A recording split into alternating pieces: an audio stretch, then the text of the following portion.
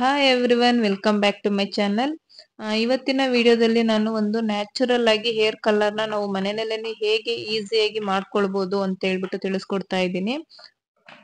ಈ ಒಂದು hair colour ತುಂಬಾನೇ ಚೆನ್ನಾಗಿರುತ್ತೆ. ನೀವು ಒಂದ್ಸರಿ ಟ್ರೈ ಮಾಡಿ ನೋಡಿ. ಇದನ್ನ ಹಚ್ಚಿದ್ರೆ ಮತ್ತೆ ಬೇರೆ ಯಾವುದೇ ರೀತಿಯಾದ ಹೇರ್ ಕಲರ್ ನೀವು ಹಚ್ಬೇಕು ಅಂತ ಏನಿಲ್ಲ, ಅಷ್ಟು ಚೆನ್ನಾಗಿ ಇದು ಕೆಲಸ ಮಾಡುತ್ತೆ. ಈ ಒಂದು ನ್ಯಾಚುರಲ್ ಹೇರ್ ಕಲರ್ ನ ಮಾಡೋದಿಕ್ಕೆ ನಾನಿಲ್ಲಿ ಒಂದು ಬೀಟ್ರೂಟ್ ನ ತಗೊಂಡಿದ್ದೀನಿ. ಇದು ಒಂದು ಮೀಡಿಯಂ ಸೈಜ್ ಬೀಟ್ರೂಟ್. ಇದನ್ನ ಚೆನ್ನಾಗಿ ತೊಳೆದು ಸಿಪ್ಪೆನೆಲ್ಲ ತೆಗೆದ್ಬಿಟ್ಟು ಇದನ್ನ ಸಣ್ಣದಾಗಿ ತುರಿದು ಇಟ್ಕೊಂಡಿದ್ದೀನಿ.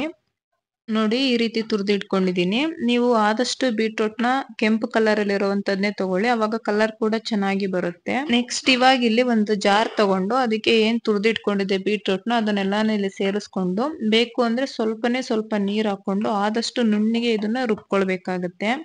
ಇವಾಗ ಇಲ್ಲಿ ಇದನ್ನ ನುಣ್ಣಗೆ ರುಬ್ಕೊಂಡಿದ್ದೀನಿ. ಇವಾಗ ಈ ರೀತಿ ಒಂದು ಫಿಲ್ಟರ್ ಮಾಡೋದನ್ನ ತಗೊಂಡು, ಅಂದ್ರೆ ಈ ರೀತಿ ಜರಡಿ ಇರೋದನ್ನ ತಗೊಂಡು ಅದಕ್ಕೆ ಏನ್ ರುಬ್ಕೊಂಡಿದ್ವಿ ಅದನ್ನೆಲ್ಲಾನು ಈ ರೀತಿ ಹಾಕೊಂಡು ನೀಟಾಗಿ ಬೀಟ್ರೂಟ್ ರಸ ಎಲ್ಲಾನು ಹಿಂಡ್ಕೊಳ್ಬೇಕಾಗತ್ತೆ.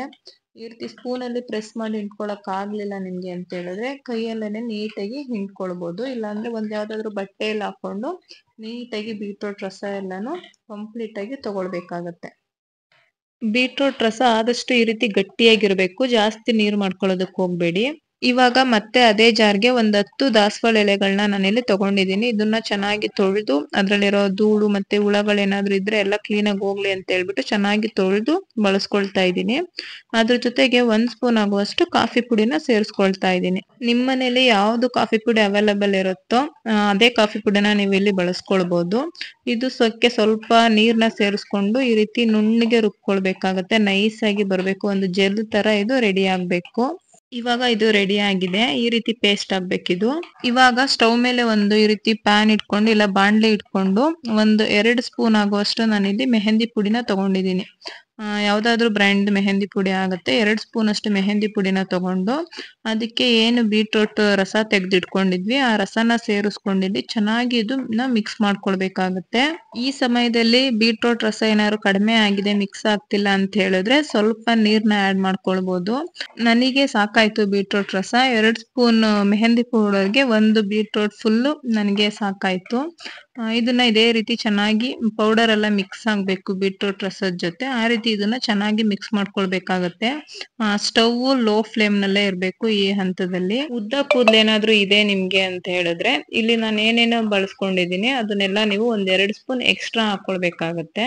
ಇದನ್ನ ಒಂದ್ 5 ನಿಮಿಷ ಇದೇ ರೀತಿ ಚೆನ್ನಾಗಿ ಮಿಕ್ಸ್ ಮಾಡ್ಕೊಂಡು ಬೇಯಿಸ್ಕೊಂಡಿದ್ದಾದ್ಮೇಲೆ ನಂತರ ಇದನ್ನ ಸ್ಟವ್ ಆಫ್ ಮಾಡ್ಬಿಟ್ಟು ಆಗ್ಲೇ ಏನು ದಾಸವಾಳದ ಎಲೆ ಪೇಸ್ಟ್ ಮಾಡಿ ಇಟ್ಕೊಂಡಿದ್ವಿ ಅದನ್ನ ಇಲ್ಲಿ ಸೇರಿಸ್ಕೊಳ್ಬೇಕಾಗತ್ತೆ. ಇವಾಗ ದಾಸವಾಳದ ಎಲೆ ಮತ್ತೆ ಕಾಫಿ ಪುಡಿದು ಪೇಸ್ಟ್ ರೆಡಿ ಮಾಡಿ ಇಟ್ಕೊಂಡಿದ್ನಲ್ಲ ಅದನ್ನ ಇಲ್ಲಿ ನಾನಿಲ್ಲಿ ಸೇರಿಸ್ಕೊಳ್ತಾ ಇದ್ದೀನಿ. ಇದನ್ನ ಹಾಕೊಂಡು ಚೆನ್ನಾಗಿ ಇದನ್ನು 1-2 ನಿಮಿಷ ಚೆನ್ನಾಗಿ ಮಿಕ್ಸ್ ಮಾಡ್ಕೊಳ್ಬೇಕು. ಇಲ್ಲಿ ಸ್ಟವ್ ಏನ್ ಹಚ್ಕೊಳ್ಳೋದಕ್ಕೆ ಹೋಗ್ಬೇಡಿ. ಸ್ಟವ್ ಆಫ್ ಮಾಡ್ಕೊಂಡೇನೆ ಇದನ್ನ ಮೆಹಂದಿ ಪೌಡರ್ ಜೊತೆ ಇದು ಕೂಡ ಚೆನ್ನಾಗಿ ಮಿಕ್ಸ್ ಆಗ್ಬೇಕು. ಈ ಒಂದು ಹೇರ್ ಪ್ಯಾಕ್ ನ ನೀವು ಹಚ್ಕೊಳ್ಳೋದ್ರಿಂದ ನಿಮ್ಮ ತಲೆ ಕೂದಲು ಕಪ್ಪಾಗುತ್ತೆ, ಜೊತೆಗೆ ಒಂದು ನ್ಯಾಚುರಲ್ ಕಲರ್ ನ ಕೊಡುತ್ತೆ, ಜೊತೆಗೆ ಸಾಫ್ಟ್ ಕೂಡ ಆಗುತ್ತೆ. ನಿಮ್ಗೆ ಏರ್ ಫಾಲ್ ಏನಾದ್ರು ಆಗ್ತಿದ್ರೆ ಇದನ್ನ ಯೂಸ್ ಮಾಡೋದ್ರಿಂದ ಏರ್ ಫಾಲ್ ಕೂಡ ಕಂಟ್ರೋಲ್ ಆಗುತ್ತೆ. ಇದು ನನಗೆ ಆಯ್ತು, ಏರ್ ಫಾಲ್ ಕಂಟ್ರೋಲ್ ಆಯ್ತು. ನೀವು ಬೇಕಿದ್ರೆ ಒಂದ್ಸಾರಿ ಟ್ರೈ ಮಾಡಿ ನೋಡಿ. ಫಸ್ಟ್ ಅಟೆಂಪ್ಟ್ ಗೆನೆ ಏರ್ ಫಾಲ್ ಕಡಿಮೆ ಆಗುತ್ತೆ ಅಂತಾನೆ ಅನ್ಸುತ್ತೆ. ಈ ಒಂದು ಹೇರ್ ಪ್ಯಾಕ್ ನ ವಾರದಲ್ಲಿ 1 ಸಾರಿ ಹಚ್ಕೊಂಡ್ರೆ ಸಾಕು. ನಮ್ಮ ತಲೆ ಕೂದಲು ಯಾವಾಗ್ಲೂ ಕಪ್ಪಾಗೇನೆ ಇರುತ್ತೆ, ಬೆಳ್ಳಗಾಗಲ್ಲ. ಬಿಳಿ ಕೂದಲು ಇರೋರು ಕೂಡ ಯಾವುದೇ ರೀತಿ ಕೆಮಿಕಲ್ ಪ್ರಾಡಕ್ಟ್ ನ ಯೂಸ್ ಮಾಡ್ದೇನೆ ಅವ್ರ ಕೂದಲನ್ನ ನ್ಯಾಚುರಲ್ ಆಗಿ ಕಪ್ಪಾಗಿ ಮಾಡ್ಕೊಳ್ಬಹುದು. ನಾವು ಹೊರಗಡೆ ಸಿಗೋ ಹೇರ್ ಕಲರ್ ಗಳನ್ನ ನಾವು ನಮ್ಮ ಕೂದಲಿಗೆ ಯೂಸ್ ಮಾಡಿದಾಗ ಅದರಿಂದ ನಮ್ಮ ಫೇಸ್ಗೂ ಕೂಡ ಅಲರ್ಜಿ ಆಗೋ ಚಾನ್ಸಸ್ ಇರುತ್ತೆ. ಜೊತೆಗೆ ಕೆಲವೊಬ್ಬರಿಗೆ ಹೇರ್ ಫಾಲ್ ಎಲ್ಲ ಆಗ್ತಿರುತ್ತೆ, ಡ್ಯಾಂಡ್ರಫ್ ಆಗ್ತಿರುತ್ತೆ ಅದನ್ನೆಲ್ಲ ಯೂಸ್ ಮಾಡಿದಾಗ. ಬಟ್ ಈ ರೀತಿ ನ್ಯಾಚುರಲ್ ಕಲರ್ ನ ನಾವು ಯೂಸ್ ಮಾಡಿದಾಗ ಯಾವುದೇ ರೀತಿ ಸೈಡ್ ಎಫೆಕ್ಟ್ ಆಗಲ್ಲ, ಹೇರ್ ಫಾಲ್ ಕೂಡ ಕಂಟ್ರೋಲ್ ಆಗುತ್ತೆ. ಇದನ್ನ ಈ ರೀತಿ ಚೆನ್ನಾಗಿ ಮಿಕ್ಸ್ ಮಾಡ್ಕೊಂಡಿದ್ದಾದ್ಮೇಲೆ ಇದನ್ನ ಫುಲ್ ತಣ್ಣಗಾಗೋದಕ್ಕೆ ಬಿಡ್ಬೇಕು. ಇದು ಫುಲ್ ತಣ್ಣಗಾದ್ಮೇಲೆನೆ ನಾವು ತಲೆಗೆ ಹಚ್ಕೊಳ್ಳೋದಕ್ಕಾಗೋದು. ಇವಾಗ ಅದು ಫುಲ್ ತಣ್ಣಗಾದ್ಮೇಲೆ ನಾನಿಲ್ಲಿ ಒಂದು ಬೌಲ್ಗೆ ತೆಗೆದಿಟ್ಕೊಂಡಿದ್ದೀನಿ.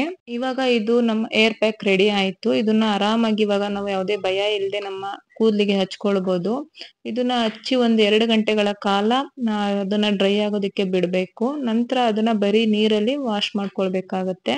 ಅದಾದ್ಮೇಲೆ ನೆಕ್ಸ್ಟ್ ಡೇ ಸ್ವಲ್ಪ ಎಣ್ಣೆ ಹಾಕೊಂಡು ನೀವು ಡೈಲಿ ಯೂಸ್ ಮಾಡೋ ಶಾಂಪೂ ಇಂದ ಹೇರ್ ವಾಶ್ ನ ಮಾಡ್ಕೊಂಡ್ರೆ ಕೂದಲು ತುಂಬಾನೇ ಸಾಫ್ಟ್ ಆಗಿ ನ್ಯಾಚುರಲ್ ಕಲರ್ ಆಗಿ ಚೆನ್ನಾಗಿ ಬಂದಿರುತ್ತೆ. ಜೊತೆಗೆ ಬಿಳಿ ಕೂದಲೆಲ್ಲ ಕಪ್ಪಾಗಿರುತ್ತೆ.